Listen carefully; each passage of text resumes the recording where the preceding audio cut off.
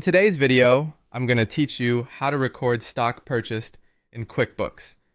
By the end, you'll know how to turn on inventory tracking, set up items correctly, record the purchase, whether it's on a bill or paid immediately, review your stock, reconcile with your bank or supplier, and make adjustments if something's off.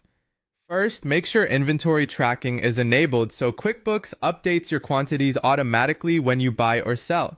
In QuickBooks Online, open Settings, then Account and Settings, go to Sales, and under Products and Services, turn Track Inventory Quantity on Hand to On, then Save. In QuickBooks Desktop, go to Edit Preferences, Items and Inventory, open Company Preferences, check Inventory, and Purchase Orders are active, and save.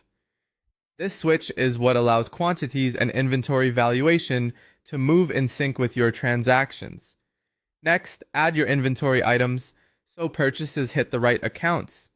In QuickBooks Online, go to Sales, Products and Services, choose New, and pick Inventory Item. In Desktop, open Item List, click New, and select Inventory Part.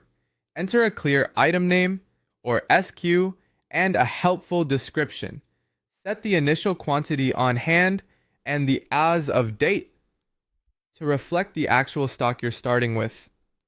Enter the cost you pay, the sales price you charge, and map the income, cost of goods sold, and inventory asset accounts appropriately. If you use pieces, cases, or liters, include units of measure for clean, consistent counts. Save your item. Now record the purchase. If you received a bill to pay later, use a bill. In QuickBooks Online, click New and choose Bill. In Desktop, go to Vendors, enter bills.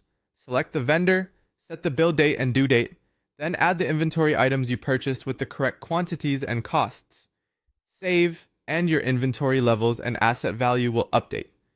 If you paid right away, use an expense or a check. In QuickBooks Online, click New and select Expense. In Desktop, use Write Check.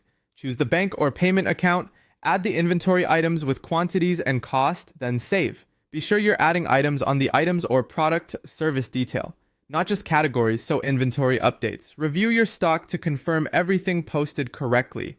In QuickBooks